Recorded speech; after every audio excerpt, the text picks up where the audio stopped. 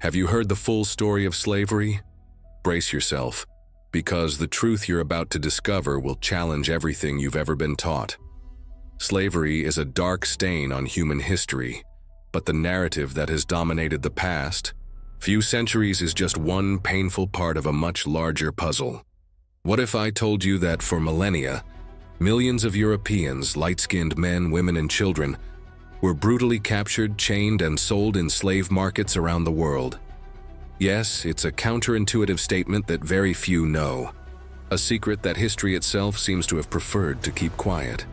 But today, we're going to break that silence. Dive with us into the dawn of civilization, into the ruins of Rome, into the forests where Vikings hunted human lives, and into the treacherous waters of the Mediterranean, where Barbary pirates spread white terror. This is not a story to diminish the suffering of other groups, but to reveal the universality of a cruelty that did not choose race. And the reward is a deep knowledge, an understanding that goes beyond the headlines and common sense, showing how the pain of the deprivation of freedom has echoed through the ages, affecting people you never imagined. By uncovering this essential and often overlooked chapter, you not only gain a more complete view of the story, but you are also empowered to share a perspective that can enrich the understanding of many. So if you feel compelled to seek out the truth behind the story, please like, subscribe to the channel for more deep dives into the past, and share this video so that this crucial part of history is never forgotten again. Activate the bell so you don't miss any of our next mysteries. The tapestry of human history is woven with threads of glory and barbarity, of advances and setbacks, of freedom and oppression. And few institutions reveal the complexity and brutality of our species as viscerally as slavery. For many, the word slavery immediately conjures up images of the shackles of the transatlantic slave trade, of New World plantations, and of the dehumanization of African peoples. And this image, crucial and painful, is absolutely true and indispensable to understanding the modern world. Yet the truth about slavery is much older and more universal than this single, if monumental, narrative.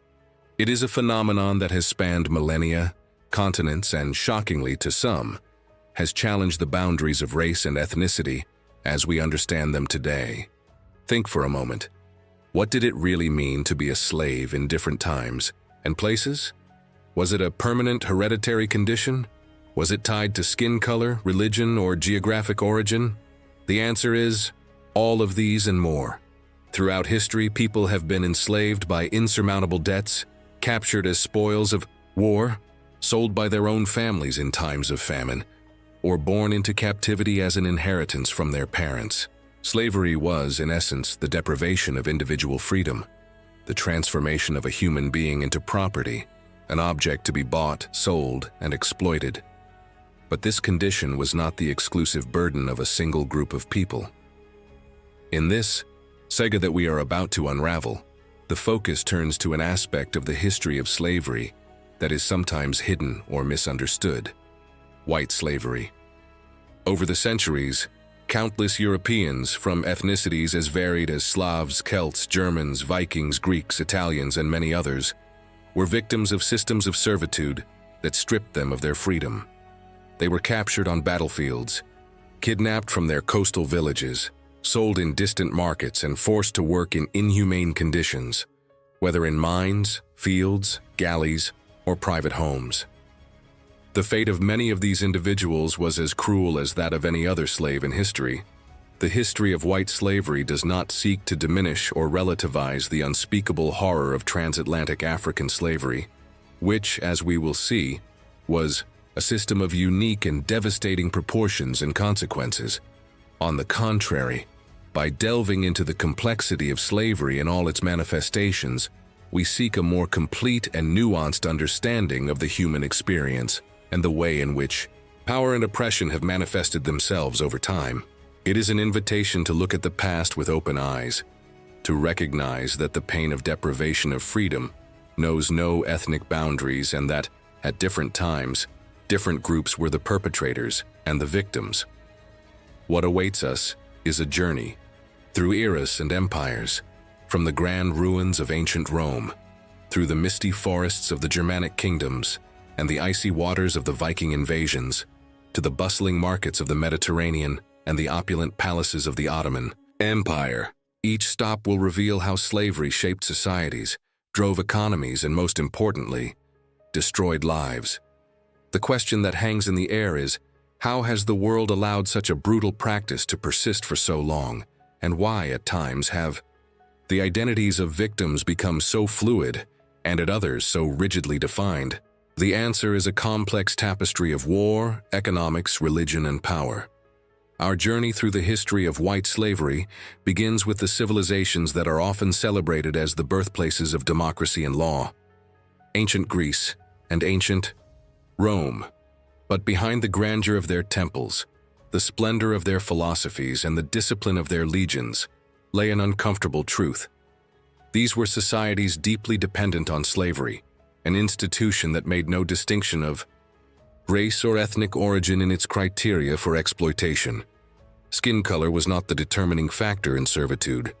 The fortune of war, debt, or the chance of birth were the sentences that could transform anyone into property. In Greece, the birthplace of philosophy and citizenship, slavery was a cornerstone of the economy and social life. City-states such as Athens, though praised for their democracy, restricted of course to a minority of free male citizens, owned large numbers of slaves. At times, the slave population could outnumber the citizen population. Where did these slaves come from? There was no large-scale African trade. They were prisoners of war captured in conflicts with other Greek city-states, or from neighboring kingdoms such as Macedonia, Thrace, and Illyria. Many were ethnic Greeks or from surrounding regions of Europe. Orphaned or abandoned children could also be enslaved, as could those who fell into unpayable debt. The life of a Greek slave was varied. Some worked in the silver mines of Lorient, brutal conditions that guaranteed an early death. Others were artisans, agricultural workers, rowers on galleys, or domestic slaves in citizens' homes. The brutality of work and the lack of rights were a reality, regardless of origin. But it was in Rome that slavery reached a scale unprecedented in antiquity. The Roman Empire, at its height, was supported by millions of slaves. It is estimated that at certain times, 25% to 35% of the population of the Italian peninsula were slaves, reaching even higher proportions on some rural estates. Where did these millions of captives come from? Mainly from Rome's wars of conquest. As the Roman legions expanded their dominion across Europe, Asia, and Africa, the subjugated peoples became the main source of slaves. Imagine the scene. After a crushing victory in battle in Gaul, Germany, or Britain, thousands of Gauls, Germans, Britons, and other barbarian peoples, blonde, red-haired, fair-skinned, were chained together and marched in grueling caravans to the markets of Rome, Pompeii, or Ostia. There they were exhibited and sold like cattle, their families torn apart, their lives reduced to chattel. The famous gladiators, many of whom were prisoners of war or slaves, were often of European origin, forced to fight to the death for the entertainment of the Roman populace. Spartacus, the leader of the largest slave revolt against Rome, was of Thracian origin, a people from southeastern Europe. The life of a Roman slave was brutal. There was no distinction between white slaves and those of other ethnicities. All were served. They worked on the gigantic latifundia, large agricultural estates, where the work was exhausting and the discipline was relentless. Others were employed in the mines, on public construction projects, such as the aqueducts and roads that are still impressive today, as rowers in the Navy or in domestic service. Although a domestic slave might have a relatively more comfortable life, he was always at the mercy of his owner, subject to physical punishment, sexual abuse, and a total lack of legal rights. Roman philosophers such as Seneca recognized the humanity of slaves. But the practice of slavery was intrinsic to Roman society and rarely questioned at its core. Slavery was the engine of the Roman economy, allowing the elite to live in luxury and the citizens to have time for politics and the arts.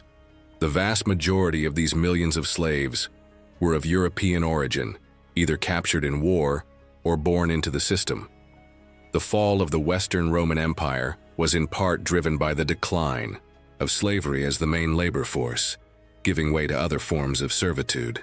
However, the legacy of slavery, where freedom was a privilege and deprivation of it a reality for millions, would remain as an indelible stain on the history of Western civilization. The question that arises is, was this practice restricted to the West, or did the peoples of the Middle East also participate in this mechanism of dehumanization? We leave the Greek city-states and the great Roman Empire to turn our gaze to the lands that saw the birth of the first civilizations and the great monotheistic religions, the ancient Middle East. Here, slavery was a practice as deeply rooted as in Greco-Roman cultures, and likewise it was not restricted to a specific ethnic group. In civilizations such as Mesopotamia, ancient Egypt, and the kingdoms of ancient Israel, deprivation of liberty affected people of diverse origins, including those we today classify as Caucasian or of white descent. The unforgiving desert and fertile rivers of these lands bore witness to the toil and suffering of innumerable slaves, whose fair skin did not exempt them from captivity.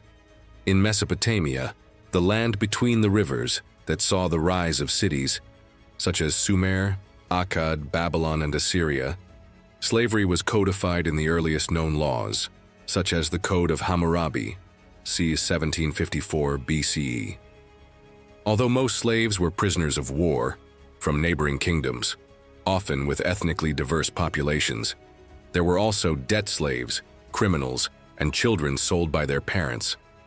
Assyrian military campaigns, for example, were notorious for capturing and deporting large populations from conquered lands, regardless of skin color, but rather their usefulness as labor. Mesopotamian slaves worked on large irrigation projects, in the construction of temples and ziggurats, on agricultural estates, or as domestic servants.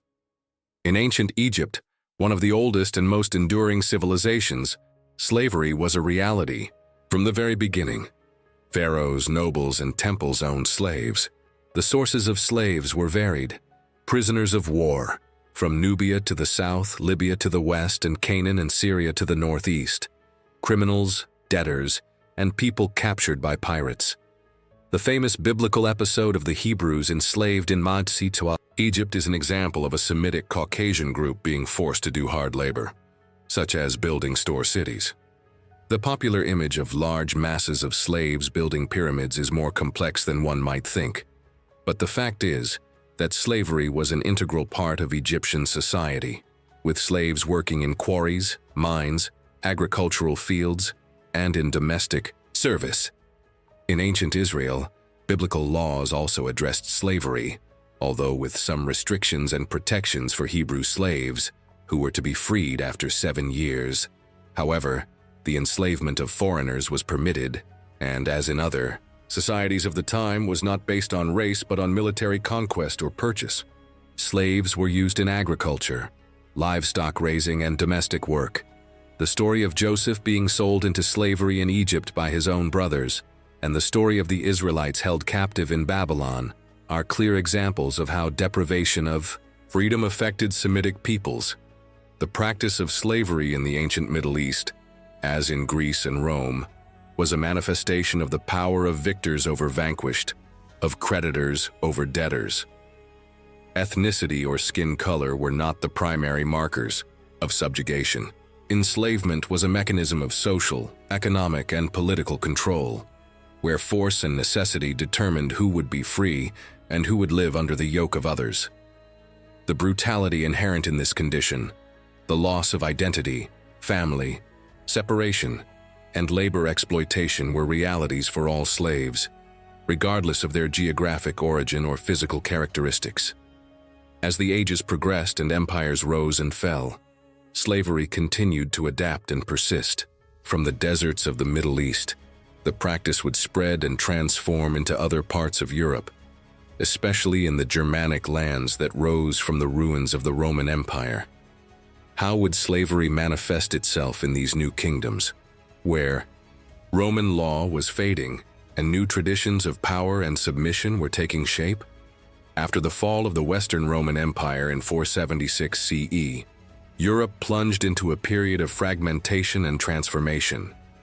The once great Roman domains were replaced by a myriad of Germanic kingdoms: the Visigoths in Spain, the Ostrogoths in Italy, the Franks in Gaul, the Vandals in North Africa, and other peoples in constant movement and conflict.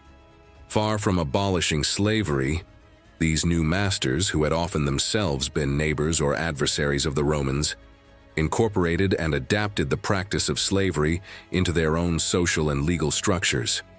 The darkness of the Dark Ages that followed the fall of Rome did not mean the end of serfdom. On the contrary, the slavery of white Europeans continued to thrive under new forms and masters. The Germanic peoples, before their Christianization and sedentarization, already practiced a form of slavery. Prisoners of war were usually enslaved, and the condition of slavery could be a punishment for crimes, a way to pay off debts, or simply the fate of those born to slave parents. With the formation of post-Roman kingdoms, this practice mixed with the remaining Roman traditions and the new political realities.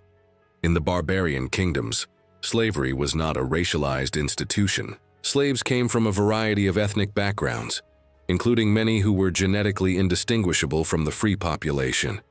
In a setting of constant warfare between the Germanic kingdoms themselves, or between them and the remnants of Roman power, the capture of enemies was a plentiful source of slaves. A Frank could enslave a Visigoth could enslave a Burgundian, and so on. Military force was the primary criterion of subjugation. The laws of these kingdoms reflected the existence of slavery. Codes such as the Salic law of the Franks or the Visigothic laws detailed the rights and duties of slaves, the punishments for escape or crimes, and the procedures for manumission, liberation. Although there were some theoretical protections, the reality of the slave was that of property, without rights of his own, and at the mercy of his owner. The life of a slave in the Germanic barbarian kingdoms was predominantly rural. They worked on the agricultural estates of kings, nobles, and the church. Domestic slavery was also common, with slaves taking care of domestic tasks in the homes of the elite. Although the scale of mass slavery, as in the great latifundia Roman times, has declined with economic fragmentation, the practice persisted as a vital component of the agrarian economy and social structure. The Christian Church, which was emerging as a unifying and moral force in post-Roman Europe, had a complex relationship with slavery. Although it condemned the enslavement of Christians by other Christians and encouraged the freeing of slaves in certain circumstances, the Church itself owned slaves and did not advocate the universal abolition of the institution. Monks and priests sometimes worked alongside slaves on monastic lands. The evangelization of the Germanic peoples, paradoxically, did not lead to the immediate end of slavery. Instead, the practice was Christianized and incorporated into the new order. Over time, chattel slavery, where the slave is considered movable property, began to decline in some parts of Western Europe, giving way to other forms of servitude, such as feudal serfdom, villages, and serfs. This transition, however, did not mean the end of exploitation or deprivation of freedom for the peasants. Although the serf was tied to the land and could not be sold separately from it, his life was one of dependence and duty to his lord. Still, classical slavery did not disappear entirely. Post-Roman Europe was a patchwork of cultures and practices, and white slavery remained a grim reality, not as a legacy of one race over another, but as a reflection of who held military and economic power at a given time. The currencies of exchange in the slave market varied, but the fate of the captive was invariably the same: the loss of freedom. And as these new kingdoms were consolidating, a force from the northern seas was poised to become one of the most prolific white slave traders in Europe: the Vikings. As continental Europe was reconfigured under the new Germanic kingdoms, a new terror emerged from the icy waters of the north: the Vikings. These daring seafarers and warriors, originally from Scandinavia, were not only explorers and traders, They were also ruthless pillagers and, crucially, prolific slave traders. Their raids, which swept the coasts of Europe from the 8th to the 11th centuries, left a trail of destruction and an incalculable number of captured human beings, many of them fair-skinned, who would be sold as human currency in distant markets. Picture the scene: a secluded monastery on the Irish coast, shrouded in morning mist. Suddenly, the throaty sound of trumpets and the scrape of keels on sand shatter the silence. Longships, their prows adorned with dragon heads, approach. Bearded, muscular men, brandishing axes and swords, disembark. They are not after gold or silver alone. Their main target is the inhabitants. Monks and peasants, women and children, are dragged from their homes, chained together, and herded aboard. Their screams are lost in the wind as the ships sail away, leaving behind only smoke and despair. These scenes were repeated countless times. The Vikings attacked indiscriminately.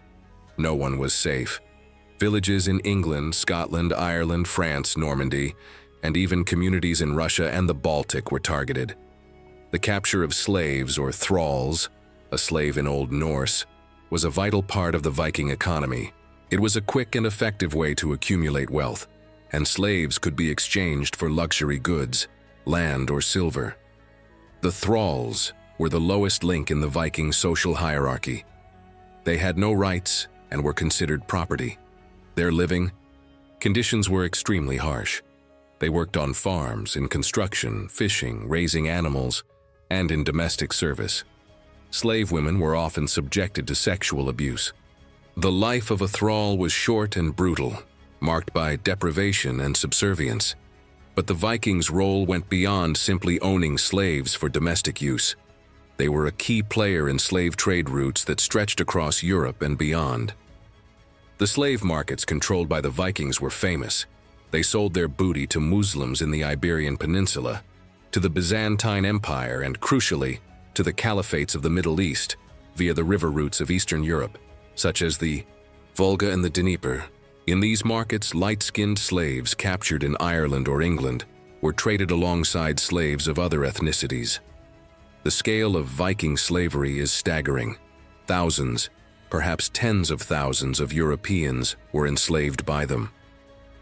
Some estimates suggest that the population of Ireland may have been significantly reduced by Viking captures. There are records of Irish and British people being sold into slavery as far away as Central Asia. The irony is that the Viking Age, itself often portrayed as a period of glory and adventure, was also an age of terror for many Europeans living along its routes. The pleas in medieval prayers, "A furore Normanorum libera nos Domine," "From the fury of the men of the north, deliver us, O Lord," were an echo of the deep apprehension generated by these raids, and in no small part by the fear of slavery. The Baasam legacy of the Vikings in this regard is clear. They were one of the biggest vectors of white slavery in Europe, operating a system that did not care about skin color, but about the value of human life as a commodity. Slavery was a universal practice, and the Norse simply took it to a new level of efficiency in large-scale capture and trade. This cycle of capture and sale, however, was not limited to the north. On the contrary, as we move eastward, one word, in particular, begins to echo, revealing the scale of another form of white slavery that would shape language itself: the enslavement of the Slavs. Among the darkest and, paradoxically, most revealing pages in the history of white slavery, we find the trajectory of the Slavs. This vast ethno-linguistic group, which today inhabits Central and Eastern Europe and the Balkans, had such a tragic fate that its very name, in many Western languages, has become synonymous with captivity. The word escravo in Portuguese, slave in English, esclave in French, schiavo in Italian, all derive from sclavus, the Latin term for Slav. This is not a mere linguistic coincidence. It is a painful echo of a historical reality where the mass enslavement of Slavic peoples was a predominant phenomenon for many centuries in Europe and the Mediterranean. The Slavs inhabited vast regions of Eastern Europe, from the Baltic to the Balkans.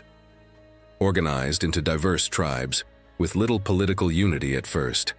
They became easy targets for more organized and militarily superior powers. Their geographic location, between the Christian West, the Byzantine Empire, and the Islamic world, placed them in a position of strategic vulnerability, making them a constant source of labor for the slave markets. The main agents of the enslavement of Slavs were multiple. Vikings. As mentioned before, the Vikings, when venturing along the trade routes of Eastern Europe, such as those connecting the Baltic to the Black Sea and the Byzantine Empire, found in the Slavs an abundant source of thralls to sell. They established trading posts where the human merchandise was one of the most valuable. Byzantines. The Byzantine Empire, heir to the Eastern Roman Empire, also owned slaves. Wars with the Slavic peoples on its borders resulted in the capture and enslavement of many. They were used for agricultural work, construction, mining, and as domestic servants in Constantinople and other major cities. Muslims. The Islamic caliphates, from the Iberian Peninsula to the Middle East and North Africa, had an insatiable demand for slaves. Trade routes that stretched across Eastern and Central Europe were vital to the supply of Slavic slaves. They were particularly prized for their fair skin and were employed in a wide range of roles, from heavy agricultural labor and military work, such as the Sakaliba, slaves of Slavic origin who served in Muslim armies, to eunuchs and concubines in luxurious palaces. Other Germanic and Christian peoples, even among Western Europeans and Christians themselves, the enslavement of Slavs, especially pagans, was not uncommon, often justified by religious differences or their status as prisoners of war. Slave markets specializing in Slavs were notorious. Cities such as Prague, Verdun, and Dublin, in Viking-controlled Ireland, were centers of trade, where slaves were bought and sold in large quantities. Jewish merchants in particular acted as middlemen in this trade, bringing slaves from Eastern Europe to the south and east, where demand was high. The lives of Slavic slaves were extremely difficult. They were subjected to the most brutal exploitation, violence, and total dehumanization. Slavery was often hereditary, trapping generations in a cycle of servitude. However, the fact that they were white did not exempt them from such a fate. Power, war, and the economy were the real tormentors. The decline of this form of large-scale slavery occurred as the Slavic peoples organized themselves into stronger kingdoms, and, crucially, as they became Christianized, which theoretically made their enslavement by other Christians less acceptable, although the practice never entirely disappeared. The linguistic legacy of this era is an indelible testament to the suffering of a people. The word slave echoes the tragedy of the Slavs, a reminder that the history of slavery is multifaceted, and that for centuries, countless fair-skinned Europeans had also been robbed of their freedom. This trade in human beings was not limited to the rivers of the East. It extended south, where a new religious and political force was taking hold: Islam. As we move south into medieval Europe, the landscape of white slavery becomes even clearer, shaped by the rise of Islam and the complex interplay of cultures and religions. The Iberian Peninsula, under the rule of the Caliphate of Córdoba, and the island of Sicily, sometimes Christian, sometimes Muslim, became vibrant hubs where human life was a valuable commodity and where many light-skinned Europeans found themselves in chains under the aegis of new masters. The Iberian Peninsula, after the Muslim invasion in 711 AD, became Al-Andalus, a caliphate that would for many centuries be a beacon of culture, science, and prosperity in the West. However, this prosperity, as in many societies of the time, was fueled by a system of slavery. The main source of slaves, especially those with light skin, came from outside the borders of Al-Andalus. The Muslim military incursions northward into Christian lands in the Iberian Peninsula and beyond the Pyrenees, France, resulted in the capture of prisoners of war, who were then sold in slave markets in cities such as Córdoba, Seville, or Granada. Furthermore, the slave trade was a lucrative activity, and the markets of Al-Andalus were supplied by long-distance routes, bringing captives from Central and Eastern Europe, such as the aforementioned Slavs, through Christian and Jewish traders. White. Slaves in Al-Andalus performed a variety of roles. Many were sakaliba, slaves of Slavic origin, who served in positions of trust, as eunuchs in harems, personal guards, or even as soldiers and administrators. Their racial purity, that is, not being of the same people as their masters and therefore less likely to have divided loyalties, and their physical beauty were valued characteristics. Others worked in homes, in artisan workshops, or in agriculture, especially in the complex irrigation networks that drove the Andalusian economy. The life of a sakaliba could vary enormously, from the brutality of forced labor to relative social advancement, especially if they were castrated and served in high office. Sicily, a strategic island in the heart of the Mediterranean, was also crossroads of cultures and slave routes. Conquered by Muslims in the 9th century, and later reconquered by the Normans in the 11th century, the island experienced periods of Islamic rule where white slavery was a reality. Local Christians, or those captured in naval raids in southern Italy, were enslaved. The island became a hub for the slave trade between Christian Europe and North Africa. These examples from medieval southern Europe show us that slavery was a ubiquitous practice driven by religious conflicts, territorial ambitions, and, above all, the demand for labor. Skin color was not a barrier to enslavement. Religion and the status of enemy or commodity were the real determinants. The cruelty of captivity was a universal experience, shared by many, regardless of their ethnic origin. This complex dynamic of slave capture and trade would not cease with the end of Muslim rule in Sicily, or with the beginning of the Reconquista in the Iberian Peninsula. On the contrary, the tensions between Christians and Muslims, which would culminate in the great expeditions of the Crusades, would bring a new dimension to mutual slavery, where both parties would see themselves as masters and slaves, in a vicious cycle of revenge and exploitation. How would faith and war become even more intertwined in this web of captivity?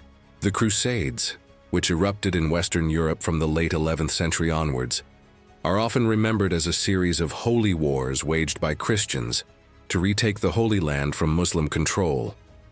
Yet behind the religious rhetoric and ideals, chivalry, these bloody conflicts also became a breeding ground for mutual enslavement. In a world where faith and the sword went hand in hand, the capture of prisoners of war to be sold into slavery was a common and brutal practice, affecting Christians and Muslims alike, whites and non-whites alike, in a vicious cycle of retaliation and dehumanization. Imagine the dust and heat of the Levant, the smell of sweat and blood mixed with incense. Christian knights with their crosses embroidered on their tunics clashed with Muslim warriors, with their green and black banners. After a fierce battle, the victors did not just loot the dead, they chained the survivors. A Frankish knight, wounded and dirty, might one day be the captor of a Saracen, and the next be captured by one and sold in a slave market in Damascus or Cairo. Christians who participated in the Crusades, whether they were nobles, soldiers, or pilgrims, were aware of the risk of being captured and enslaved by Muslims. For Muslims, the enslavement of enemies in war, especially infidels, non-Muslims, was a practice justified by Islamic law. Captured Christians were taken to the slave markets of cities such as Alexandria, Cairo, Damascus, and Baghdad. There they were sold as agricultural workers, artisans, guards, eunuchs, or domestic servants in palaces and harems. The beauty of European women and children was particularly valued, and they were often destined for domestic or sexual service. The suffering of these slaves was immense, as they were subjected to torture, forced conversions, and backbreaking labor. However, slavery was a two-way street. Crusaders and Christian kingdoms also practiced the enslavement of Muslims, Jews, and sometimes even other Christians considered heretics or enemies. After the conquest of Jerusalem in the First Crusade in 1099, for example, the victors massacred much of the population and enslaved many of the survivors, regardless of their faith. In other conquests, entire cities were sacked, and their populations sold into slavery. Christian slave markets, especially in Italian ports such as Venice, Genoa, and Pisa, flourished with the trade in Muslim prisoners captured during the Crusades, or in conflicts in the Mediterranean. These Muslim slaves were used in galleys, in agricultural work on the estates of nobles and the church, or as domestic servants. The enslavement of prisoners of war was considered a legitimate practice on both sides of the religious conflict. Religion in this context was not a barrier to slavery, but rather a justification for it. Each side viewed the other as infidels or enemies of God, which made dehumanization and enslavement morally acceptable. Holy war opened the door to the plundering of human lives, where freedom was the prize of the victor. Mutual slavery. During the Crusades highlights the universal nature of slavery as an institution of power, unbound by racial criteria in the modern sense.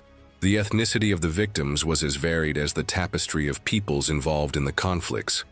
What mattered was the ability to capture and the demand for labor. The cries of despair of captives, whether Christian or Muslim, resonated in a similar way, revealing the universality of the suffering imposed by captivity. This network of trade and capture was not limited to the Holy Lands. It extended throughout the Mediterranean, creating trafficking hubs that connected Europe with the East. What were these hubs and how did they operate? While wars and raids provided a steady stream of captives, white slavery in the Middle Ages was not just a byproduct of violence. It was an industry supported by sophisticated trade networks that connected different parts of Europe to the Middle. To the heart of this trade were the Italian ports of Genoa and Venice, and the cities of the Black Sea region, which became major trafficking hubs, where human life was shamelessly bought and sold like any other commodity. Imagine the slave markets in Venice, the Queen of the Adriatic, or Genoa, the Superba, cities that were trading powerhouses of the Mediterranean. The ports bustled with ships from all over the known world, bringing spices, cloth, gold, and, yes, human beings. The streets echoed with a cacophony of languages: Italian, Greek, Arabic, Slavic, Turkish. In designated areas, slaves were displayed. Young, strapping men for hard labor, women and girls for domestic service or harems, boys, sometimes destined to become eunuchs. There was no public shame in this trade. It was an accepted and regulated practice. The main suppliers of slaves to these markets were diverse, but the Black Sea regions, the Crimea, and the steppes of Eastern Europe were particularly prolific sources of fair-skinned slaves. Peoples such as the Slavs, the Circassians, the Greeks of the Byzantine Empire, and even the Tatars and Turks were captured in local conflicts, by raids, or by specialized traders. The Tatars, for example, who controlled the land routes in the Iaswat, Crimea, sold large numbers of captives to Genoese and Venetian merchants. These Eastern European slaves were highly prized. Circassian and Slavic women and girls were renowned for their beauty and were particularly sought after for harems and luxury domestic service in Muslim kingdoms and the Ottoman Empire. Men were sold as soldiers, galley oarsmen, or agricultural laborers. The trade was so organized that there were even price scales, varying according to the age, sex, health, and abilities of the slave.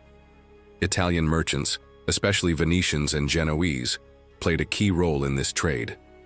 They had trading posts and established routes on the Black Sea, from where they transported slaves to Mediterranean markets, selling them mainly to North Africa, Egypt, and the Ottoman Empire. Paradoxically, although they were Christians, Italian merchants had no qualms about selling other Christians, as long as they were considered infidels, such as the Greek Orthodox, often in conflict with the Catholic Church, or if the profit was high enough. Religion might be a barrier, but greed often overcame it. The life of a slave once sold was invariably one of suffering. The journey by ship was terrible, with unsanitary conditions and overcrowding. Upon reaching their destination, they faced dehumanization, the loss of their language and culture, and the brutal exploitation of their labor and bodies. The stories of many of these individuals have been lost, but trade records and travelers' accounts give us a glimpse into the vast network that transformed human beings into commodities. The slave trade in the medieval Mediterranean was a complex and cruel phenomenon that does not fit into the simplistic narrative of a single enslaved race. It demonstrates that slavery was a ubiquitous practice, driven by economic demand and the logic of war. These markets generated fortunes and sustained the prosperity of city-states. But as the Middle Ages drew to a close and new powers emerged, one of them, the Ottoman Empire, would develop a unique and particularly notorious form of white slavery, the Janissary system, an elite military force forged from the deprivation of liberty. With the decline of the Byzantine Empire and the rise of the Ottoman Empire from the 14th century onwards, a new and unique form of white slavery emerged on the European and Middle Eastern scene. Far from the mines or the galleys, this slavery led young European Christians to a paradoxical destiny, to be transformed into one of the most feared and effective military forces of their time, the Janissaries. It was a brutal institution at its core, but one that, strangely enough, could offer a path to power and influence within the Ottoman Empire. Imagine the Christian villages in the Balkans, Greece, or Hungary under Ottoman rule. Fear spread every few years when the Sultan's emissaries arrived to devshirme, the collection of children. This system, established in the 14th century and which lasted for centuries, was a form of human tribute imposed on the non-Muslim Christian populations of the empire. Young boys, usually between the ages of 8 and 18, were torn from their families and villages. They were children with names and dreams, who suddenly found themselves in a caravan, far from everything they knew, heading towards an uncertain future.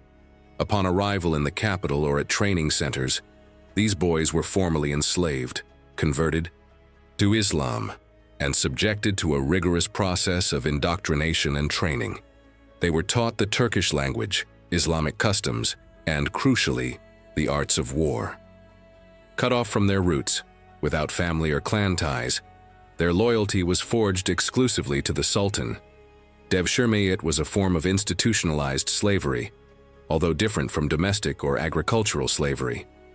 The aim was not just to have labor, but to create a completely loyal military and administrative elite without dynastic ambitions of its own. The most promising among these young men were trained to become Janissaries, from the Turkish Janissary, new troop. They formed the elite infantry of the Ottoman army, a shock force that used firearms, such as muskets, with skill and was known for its discipline and ferocity in battle. The Janissaries were slaves, but they were slaves of the Sultan, which gave them a unique status and privileges. They lived in special barracks, received salaries, had pensions upon retirement, and could rise to positions of great power within the empire, even becoming governors or grand viziers. Their loyalty to the Sultan was absolute, and they were the main force in containing ambitious nobles or internal revolts. In addition to the Janissaries, other young people from Devshirme were trained to serve in the civil administration of the empire, becoming high-ranking officials, clerks, or treasurers. Enslaved women, often of European origin, Circassian, Georgian, Slavic, were sold into imperial and domestic harems. Although some could achieve great influence as concubines or mothers of princes, the vast majority lived a life of servitude, without freedom. The system of Devshirme and the Janissaries were a pillar of Ottoman power for centuries. They provided the Sultan with an unparalleled workforce and military force, loyal only to him. For the Christians of the Balkans, it was an unimaginable tragedy to have their sons forcibly taken away and converted to serve the enemy. But for some of the young men, it was also a chance to escape poverty and peasant life, and rise to a position of power they would never have had in their homelands. White slavery in the Ottoman Empire, especially through the system Devshirme, is a striking example of the complexity of slavery. It was based not on race but on religion and power, and transformed young white Europeans into tools of a formidable empire. The system, however, would eventually fall into disuse and be abolished. In the 19th century, as the empire sought reform and became more dependent on professional armies and less on military slaves, Nevertheless, the story of the Janissaries remains a testament to the human capacity to adapt slavery to political and military ends. But this was not the only form of white slavery in the early modern era. The seas of the Mediterranean would be the scene of another type of mass capture, with the rise of the feared Barbary pirates. When one thinks of piracy, the image that often comes to mind is that of Caribbean corsairs. However, for centuries, an equally, if not more, terrifying threat loomed over the Mediterranean and even Europe's North Atlantic coasts: the Barbary pirates. Originating from the ports of North Africa, primarily Algiers, Tunis, and Tripoli, and operating under the suzerainty of the Ottoman Empire, these pirates were notorious for their relentless raids, not only to plunder goods, but, crucially, to capture and enslave white Europeans en masse, taking them to the Barbary slave markets. Imagine a sunny morning in a coastal village in Italy, Spain, or even England or Iceland. People are working in the fields, fishing, or tending to their homes, when suddenly black sails appear on the horizon. Panic spreads like wildfire. These are not regular soldiers, but pirate ships, swift and full of ruthless warriors. They disembark, quickly raid homes, loot goods, and most importantly, drag the inhabitants away. Men, women, and children are brutally chained, crammed into the holds of the ships and taken across the Mediterranean to an uncertain fate of captivity and dehumanization. This is not an isolated story. It is a reality that plagued Europe for approximately 300 years, from the 16th to the 19th centuries. It is estimated that between 1 million and 1.25 million white Europeans were captured and enslaved by Barbary pirates during this period. Their raids were not limited to the Mediterranean.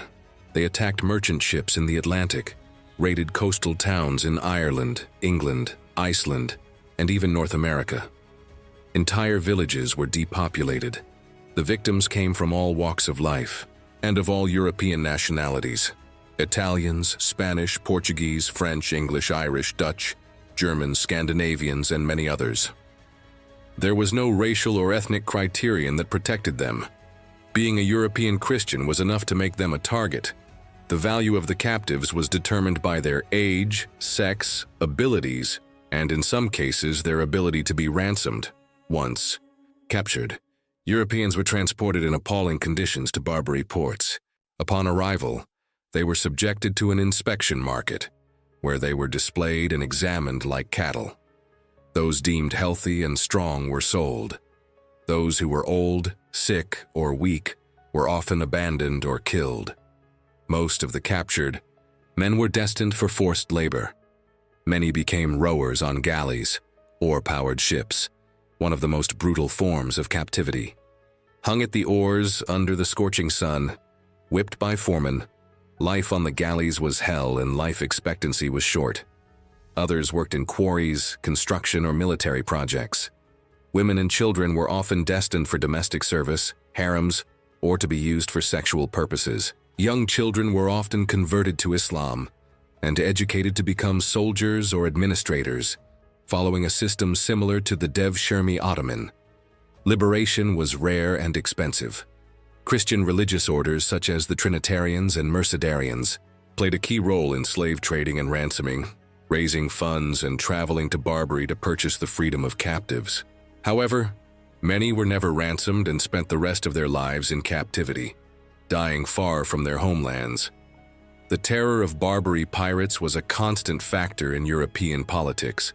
Powers such as England, France, and the United States paid tribute to the Barbary rulers to protect their ships, or launched military expeditions to combat the pirates, such as the American Barbary Wars of the early 19th century. International pressure and the rise of European and American naval power eventually led to the decline and eventual abolition of this form of slavery in the 19th century, with the French conquest of Algiers in 1830.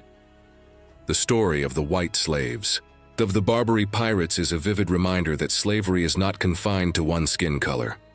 It demonstrates that the cruelty of deprivation of freedom was experienced by millions of people, regardless of their ethnicity, as they became targets of a logic of war, profit, and power.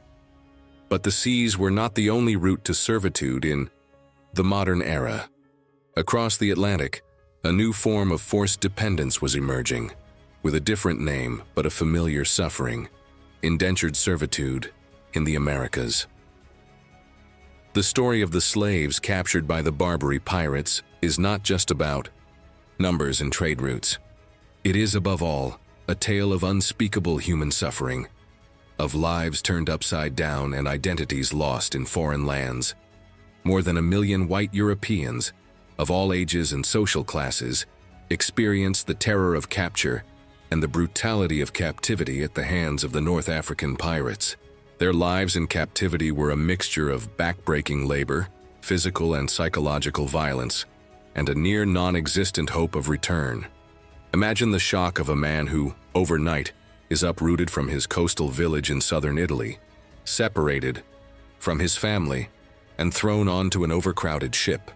The journey itself was an ordeal. Many died of hunger, thirst, or disease in the fetid cellars before even reaching Barbary. Upon disembarking at the slave markets of Algiers, Tunis, or Tripoli, the dehumanization was complete. They were stripped, examined, and sold like cattle, their European identities stripped away and replaced with a new name and a new status, that of property. Most of the men were assigned to forced labor. The most infamous and feared was work as galley rowers. Chained to their oars under the relentless Mediterranean sun, they spent their days rowing, propelling the ships that, ironically, had been used to capture them. Whips from overseers ensured discipline and exhaustion, malnutrition, and diseases such as scurvy and dysentery were common. The life expectancy of a galley rower was incredibly short. Many succumbed within a few years, their bodies unceremoniously thrown overboard. Other men were employed in equally brutal work, in quarries extracting stone for the construction of fortifications, on urban construction sites carrying heavy materials, or in agriculture, under the scorching sun, cultivating the lands of their masters.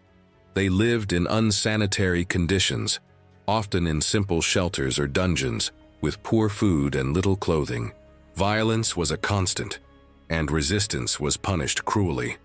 Captured women and children faced a different but equally terrifying fate. Many young women and girls were sold into harems or as domestic servants in wealthy households. While some may have had a more comfortable life materially than the backbreaking physical labor, they were subjected to sexual abuse and a complete loss of autonomy and dignity. Young children were often converted to Islam and raised to become part of Muslim society, losing their native language, culture, and religion. For the European parents who remained in captivity, the loss of their children was an unspeakable pain, a void that would never be filled. The hope of ransom was the only light at the end of the tunnel for many. Families and communities across Europe went into debt or raised funds to try to buy the freedom of their loved ones. Catholic religious orders, such as the Trinitarians and the Mercedarians, were founded specifically with the mission of ransoming Christian captives. Their monks traveled to Barbary, negotiating with slave owners and paying ransoms. The ransom list was a harrowing document, listing names and prices for each life. However, ransom was a luxury few could afford, and many slaves spent decades or their entire lives in captivity, dying without ever seeing their homeland again.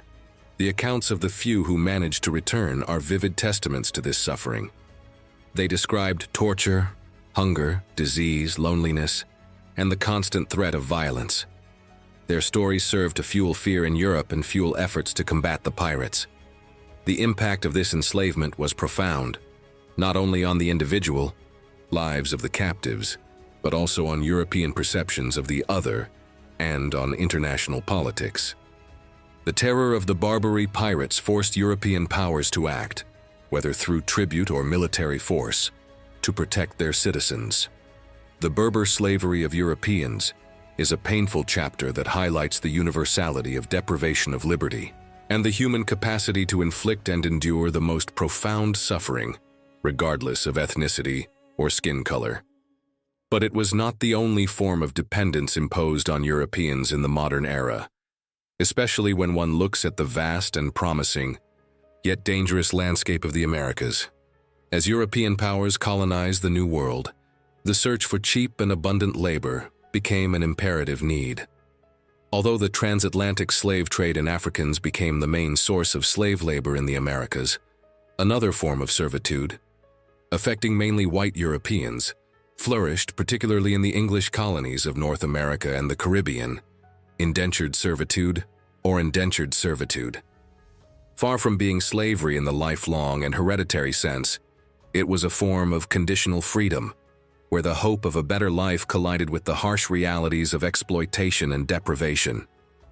Imagine a poor young peasant or artisan in England, Ireland, or Scotland, living in squalor and with few prospects for the future.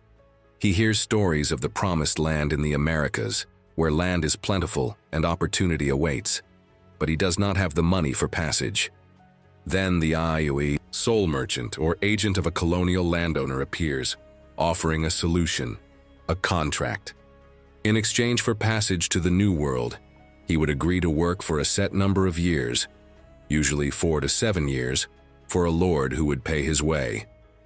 It was a deal that, on the surface, seemed like a chance for social mobility, but, in practice, could be a descent into the hell of servitude. Thousands, tens of thousands, and over the centuries hundreds of thousands of white Europeans, including a significant proportion of Irish, many of them Protestants and Catholics and English and Scots, came to the American colonies under these conditions. The contract, known as an indenture, hence indentured servitude, was signed in Europe, binding the individual to his master. In some cases, criminals, prisoners of war, such as the Scots captured after battles against Cromwell, or even orphaned and destitute children were forcibly sent under this system without their full consent. Upon arrival in the Americas, reality often clashed brutally with the promises. Although they were not slaves in the legal sense of lifelong ownership, the living and working conditions of indentured servants were extremely harsh and sometimes indistinguishable from slavery. They worked on tobacco, sugar, or cotton plantations. In often unfamiliar and hostile climates under the relentless sun, they were subjected to long working hours, poor food, inadequate housing, and harsh discipline. Corporal punishment, whipping, and the sale of the indentured servant to another master were common.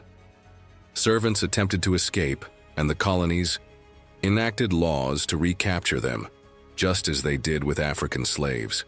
The main legal difference between indentured servitude and racial slavery was its temporality and heredity. The indentured servant had a set term of servitude, after which he would theoretically be freed and given some freedom dues, benefits of freedom, such as tools, clothing, or land, to start a new life. His children were born free. However, disease, violence, and harsh working conditions meant that many died before they could fulfill their contracts, and some, for breaches of contract, had their servitude extended indefinitely. The transition from indentured servitude to African slavery as the primary source of labor in the English colonies was gradual but decisive. As the flow of European servants dwindled and the profitability of sugar and tobacco increased, colonists turned to Africa, where labor could be acquired for life and their descendants would also be enslaved, creating a more efficient and brutal system of exploitation. Skin color became the primary marker of slavery, paving the way for systemic racism. The history of white indentured servitude is an important reminder that the exploitation of human labor and the deprivation of freedom took many forms. It shows that the search for opportunity and the escape from poverty in Europe could lead many to a condition of dependence that bordered on slavery, before racial slavery became the dominant system.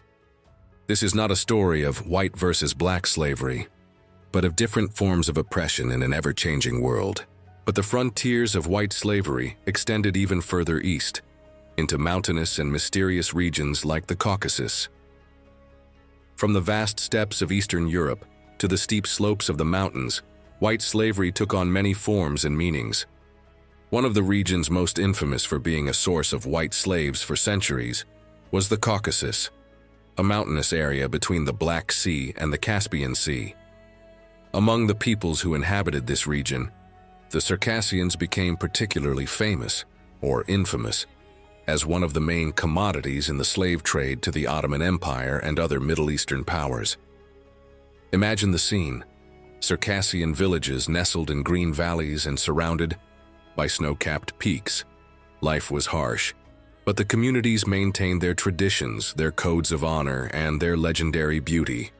However, the Caucasus' strategic geographic position between great empires and trade routes, and the political fragmentation of the Caucasian peoples themselves made them vulnerable. Raids by neighboring tribes, Ottoman or Tatar warlords were a constant threat, and the main purpose of these raids was clear: to capture people. Circassians, Georgians, and other Caucasian peoples were often captured in raids or sold by tribal chiefs for goods. The beauty of Circassian women was legendary in the Middle East, and they were particularly sought after for the harems of sultans, nobles, and wealthy merchants. Many of them rose to positions of influence, becoming mothers of princes or favorite wives, but always under the condition of slaves, without freedom or rights. Their children, however, were generally considered free. In addition to women, many young Caucasian men were also enslaved. They were trained to serve as eunuchs in harems and palaces, or as guards and soldiers. Their physical beauty, loyalty, since they had no ties to the local elites, and discipline were valued traits. Like the janissaries, these slaves could rise to positions of power and trust, but they never ceased to be the property of their masters. The Circassian slave trade was a complex network involving local slave traders, Ottoman merchants, and Crimean Tatars. The Black Sea ports, especially Kaffa, modern Feodosia, were vibrant centers of this trade. Women and children were transported by ship or overland, in often brutal conditions, to slave markets in Istanbul, Cairo, and other cities of the Ottoman Empire. This form of white slavery was driven by a combination of factors: the demand for domestic services, the need to maintain harems, and the search for loyal soldiers. It was a system that exploited beauty and youth, turning lives into commodities.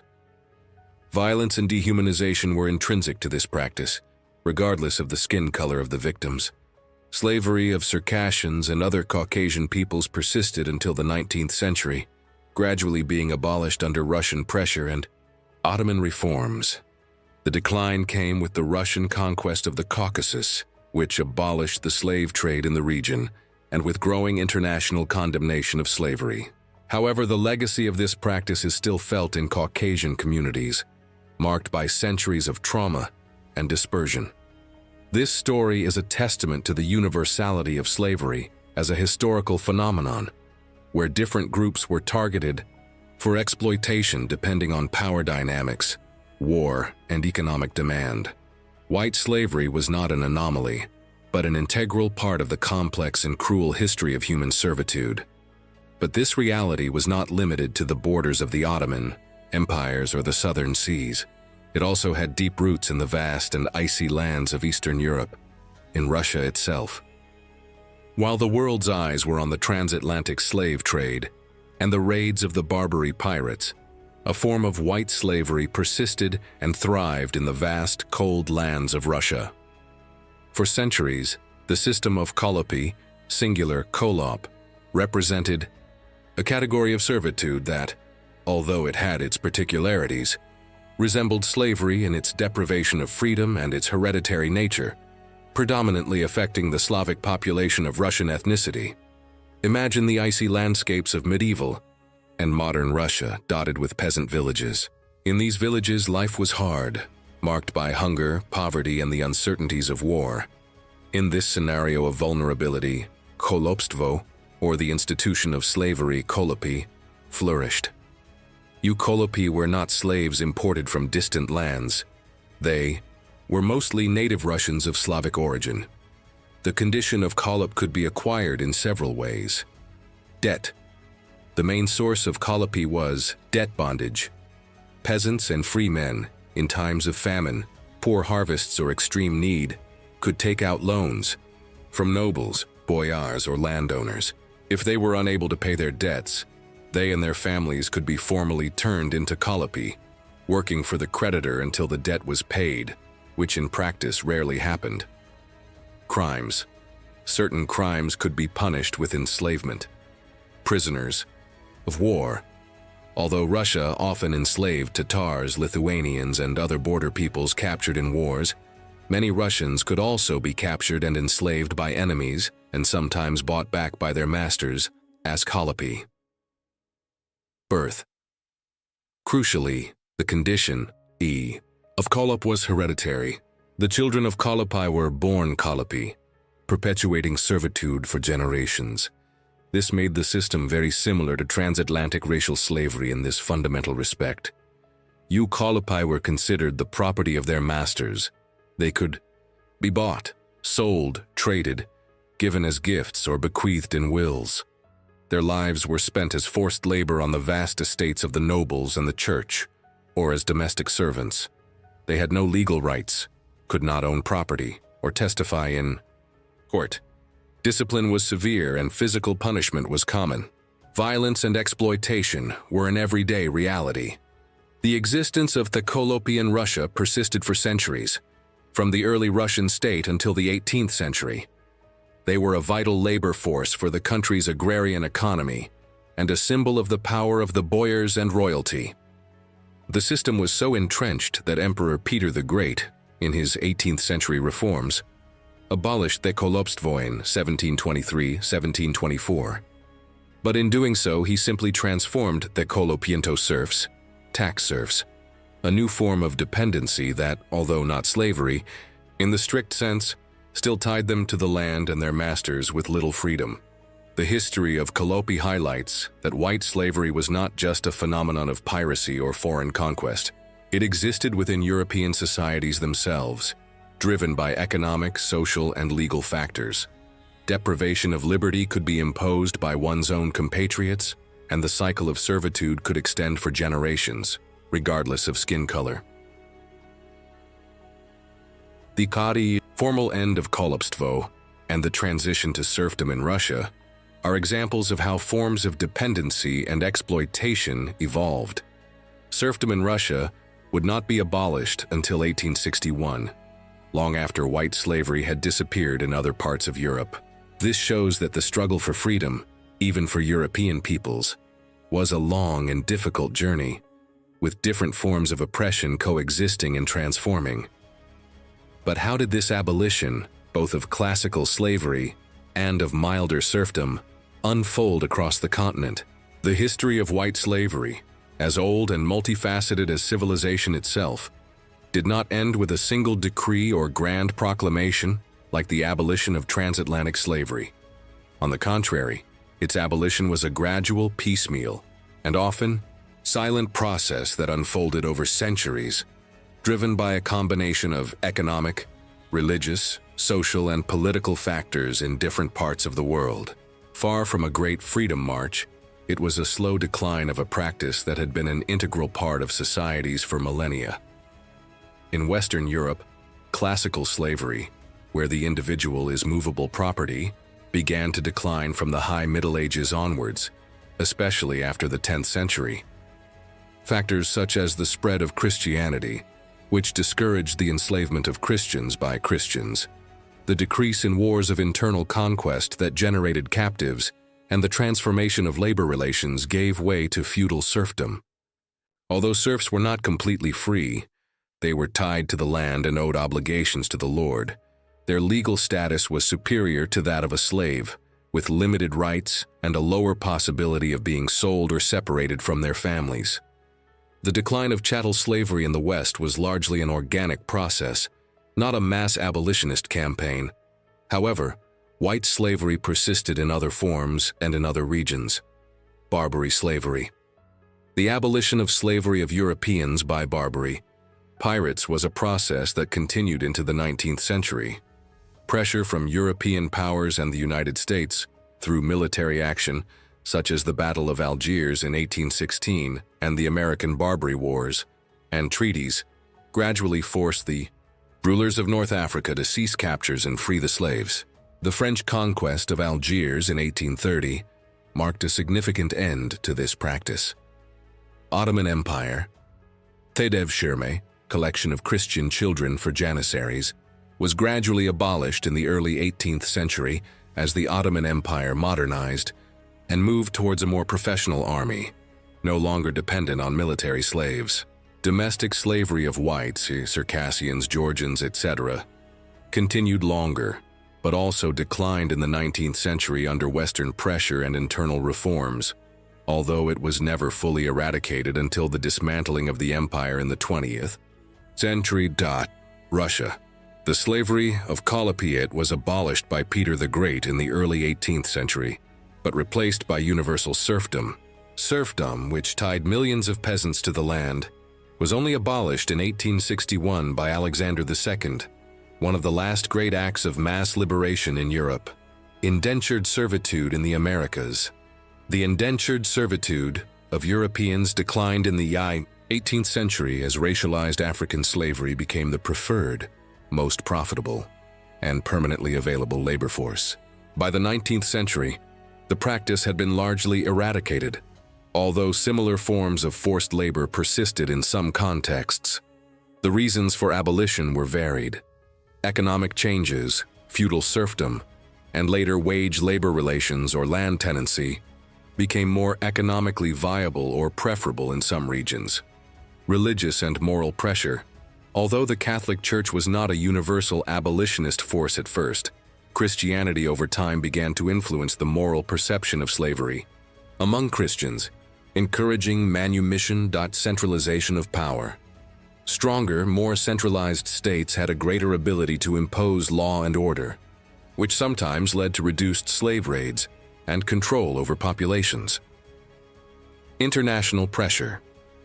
In the case of Berber slavery, military and diplomatic pressure from European powers was decisive. It is crucial to note that the abolition of white slavery, in its various forms, was not a singular event, nor was it accompanied by a massive global campaign like that, which led to the abolition of the transatlantic slave trade and the enslavement of Africans in the 19th century. The process was slower and, in many cases, silent, often replacing one form of dependency with another, such as servitude.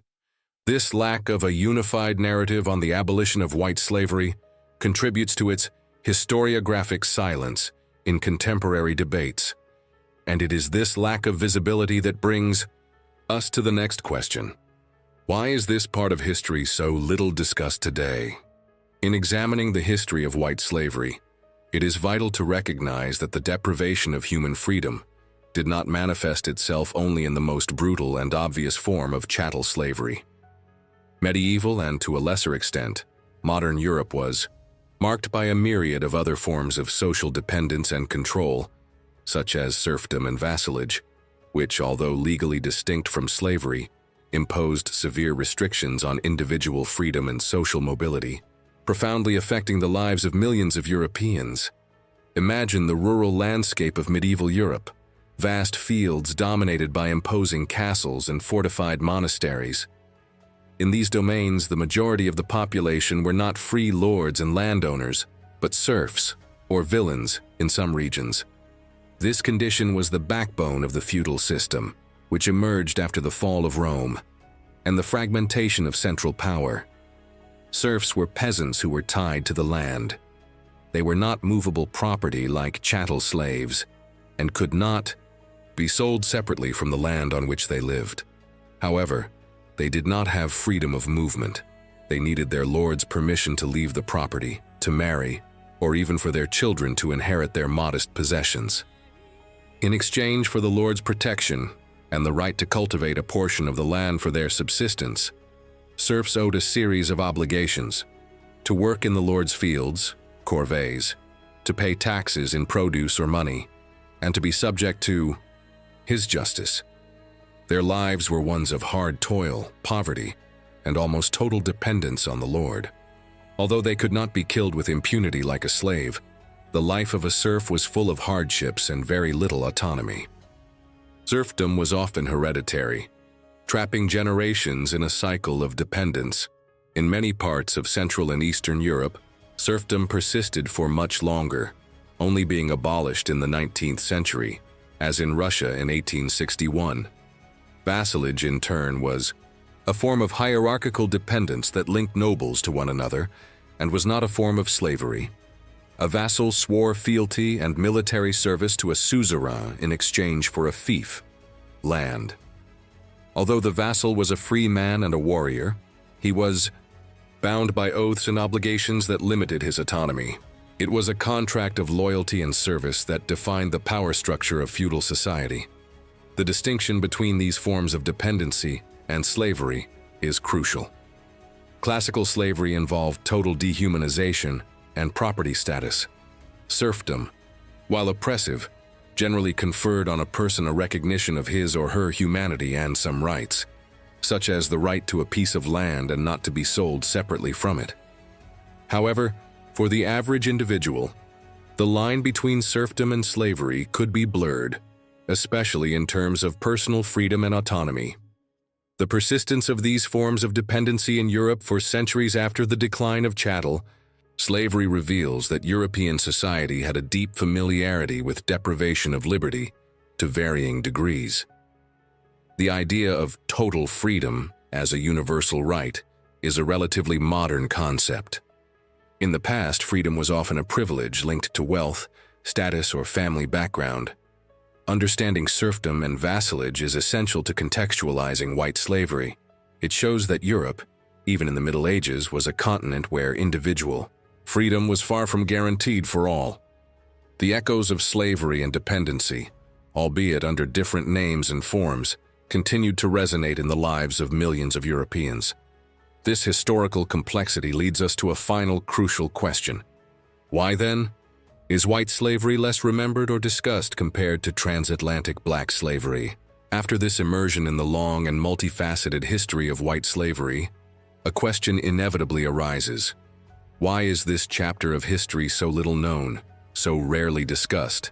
And why does public memory lean so heavily toward black slavery, especially transatlantic slavery?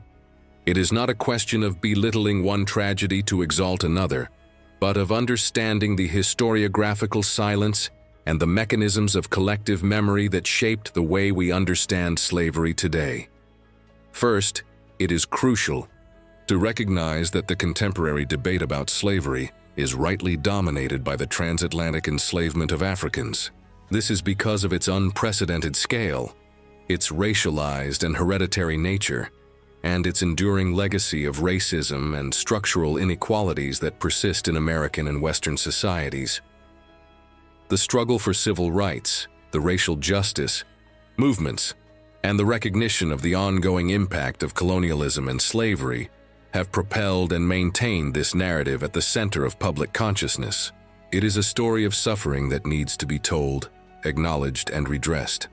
However, the relative silence on white slavery can be attributed to several factors. Racialized characterlessness. As we have seen, white slavery was largely not a system, built on the premise of the racial inferiority of whiteness. White slaves were prisoners of war, indebted people, or victims of piracy, and their condition, while brutal, was not perpetuated by a racial ideology that dehumanized them as a race. Whiteness was not a category of slavery. This means that when abolition occurred, there was no legacy of institutionalized anti-white racism that persisted for centuries, as happened with people of African descent. Assimilation and return. In many cases, white slaves, such as those captured by the Berbers or Ottomans, who were freed or ransomed, were able to reintegrate into their home societies or assimilate into Muslim societies, losing the mark of slavery. Although the trauma remained, the condition of slavery was not passed on to future generations in a universalized way through the lineage. Abundance of sources on the transatlantic trade. The enslavement of Africans generated a vast amount of records, shipbooks, sales records, plantation documents, survivor accounts that document its horror in detail, facilitating study and visibility.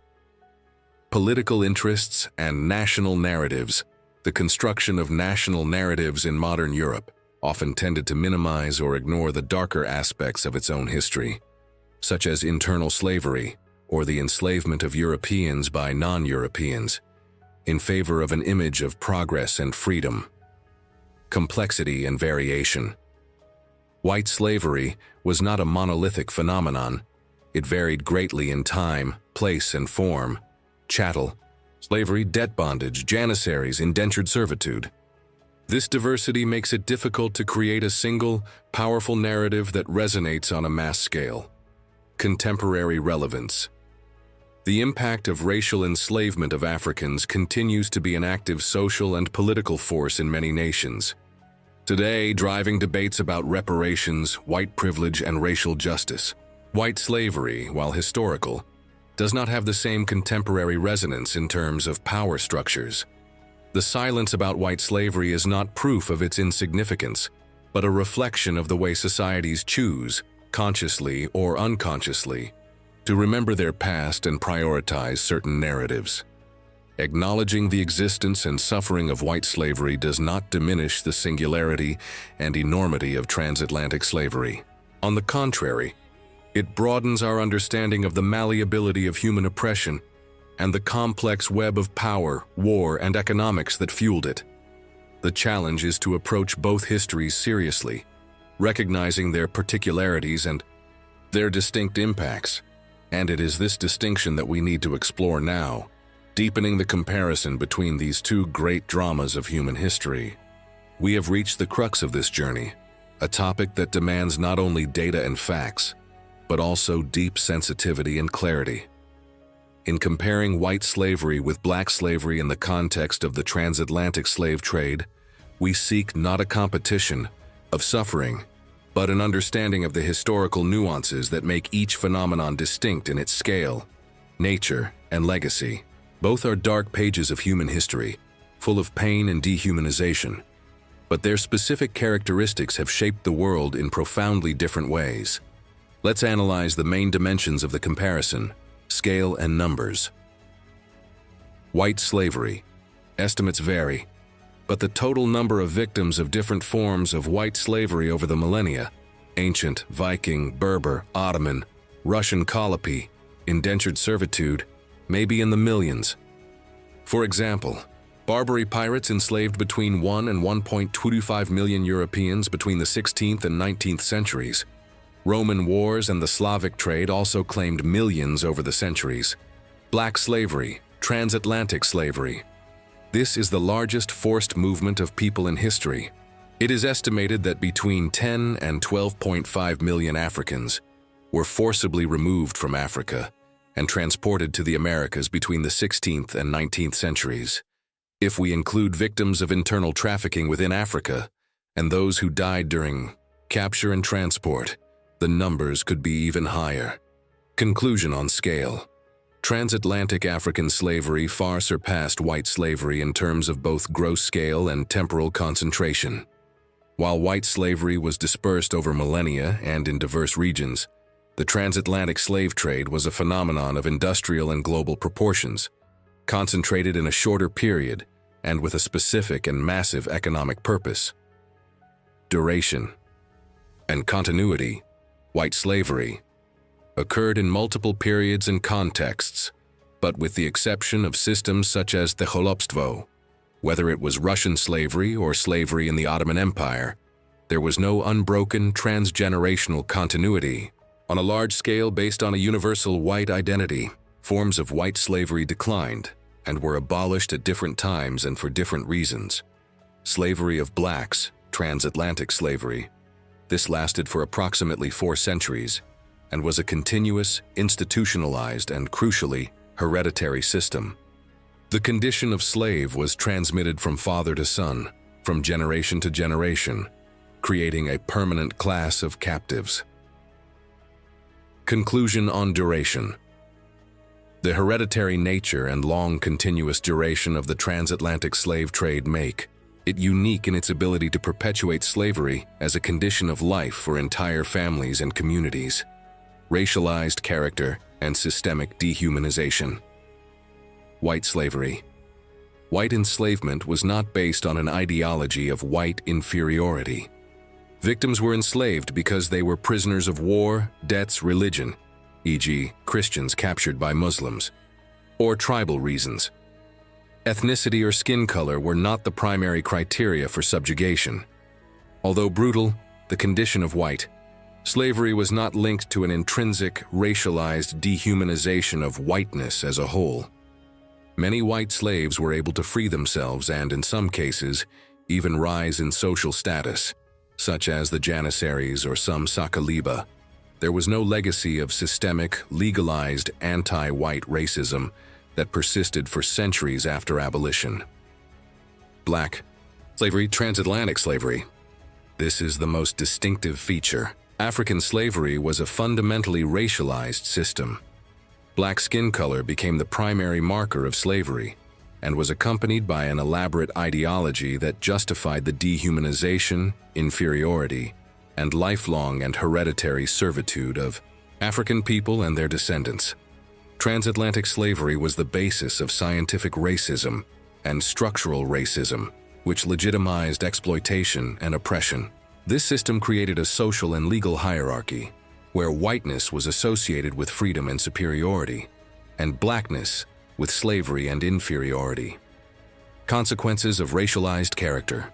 The legacy of racialized and systemic racism from transatlantic slavery is profound and persistent, manifesting itself in economic, social, and political inequalities that still affect contemporary societies.